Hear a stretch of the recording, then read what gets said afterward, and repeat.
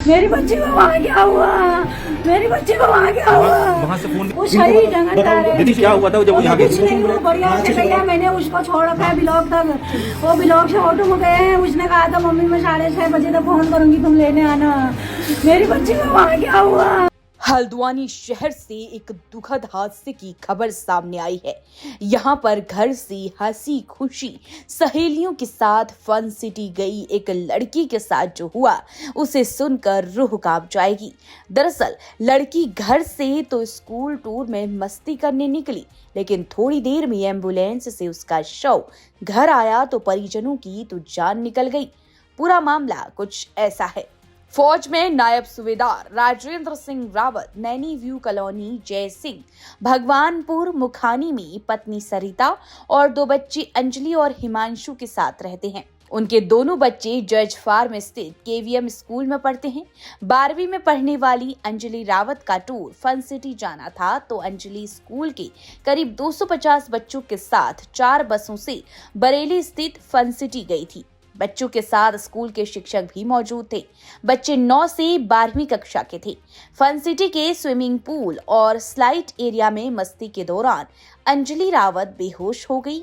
उस वक्त वह पुल के पास खड़ी थी। बेहोश होने की वजह से वो पुल में जा गिरी और जब अंजलि की सहेलियों की नजर उस पर पड़ी तो आनन फानन में उसकी सहेलियों और स्कूल की महिला शिक्षकों ने उसे बाहर निकाला, मगर अंजलि हिलडुल नहीं रही थी।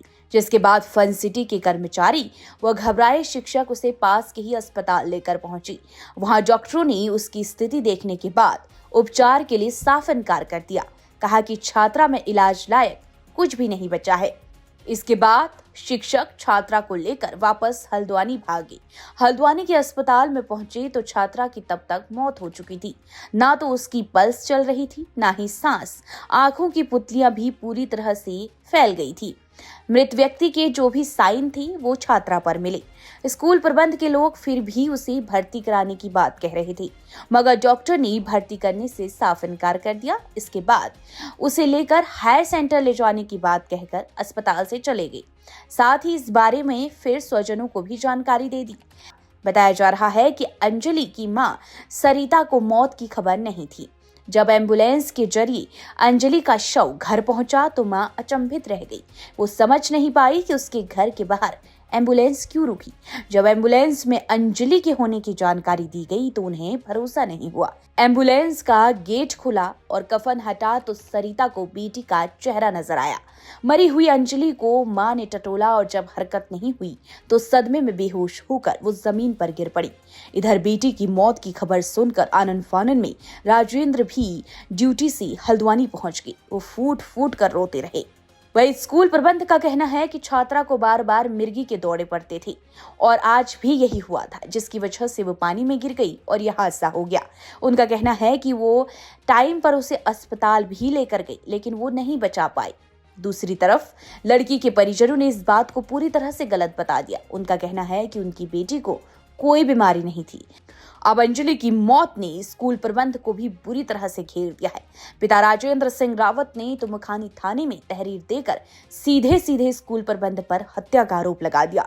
तहरीर में उन्होंने पूरे घटनाक्रम को लेकर कई सवाल उठा दिए।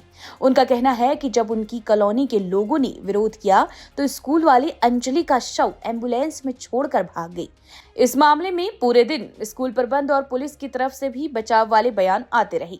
मुखानी थाना पुलिस को सूचना देकर बुला लिया गया और थाने में तहरीर दे दी गई। फिलहाल पुलिस भी अपने स्तर पर पूरे मामले की जांच कर रही है।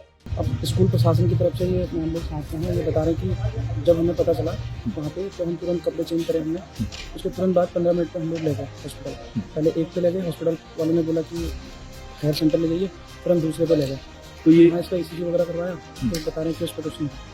यहाँ से घर से अच्छी खासी गई हुई थी सुबह, अब बॉडी हमारे सामने आ रही है, हम क्या कर सकते हैं। बच्ची तो बराबर बीमार होती तो वो क्यों ले जाते इसको, बराबर अच्छी ठहरी बच्ची, अच्छी खासी ठहरी। और स्कूल वाले पेंशन में ले गए तो जवाबदारी उनकी पूरी है।